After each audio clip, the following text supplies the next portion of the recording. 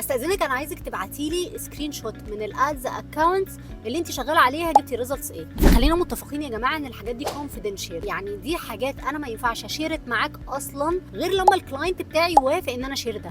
الناس اللي بتطلع تشير المعلومات دي في فيديوهات جميل لازم يكون مستأذن الكلاينت اذا كان ينفع يشير ده ولا لا. الريزلتس دي مش بتاعتك لوحدك، انت عملت الريزلتس دي بفلوس الكلاينتس والبراند بتاع الكلاينتس اللي هو اصلا شغال عليه حاجات تانية، اشتغل عليه تسعير، اشتغل عليه بزنس كونسلتيشن، اشتغل عليه ان هو بيبني بزنس، اشتغل عليه بالاكسبيرينس بتاعته، خسر قد كده عشان يبنيه. فده مش شغلك لوحدك، ده شغلك انت والكلاينت بتاعك، انتوا بارتنر سوا. فما ينفعش ابدا ان انت تستحل ان انت تاخد سكرين شوتس من الاد اكونت وتقعد تنشرها في كل حته وتبعتها لكل الكلاينتس. عايز تتاكد الشخص اللي معاك ده هيعرف يشتغل لك حلو ولا لا، اتكلم معاه وفعلا من الكونفرزيشن بيبان الشخص ده فاهم ولا لا، بيبان الحاجه اللي هيعملها لك دي فعلا هتفرق معاك ولا لا. اتفرج على اللوجوز اللي حاططها على الويب سايت، شوف الناس دي ناجحه ولا لا، خش على البيجز بتاعتهم وشوف انت عايز تبقى شبههم ولا لا.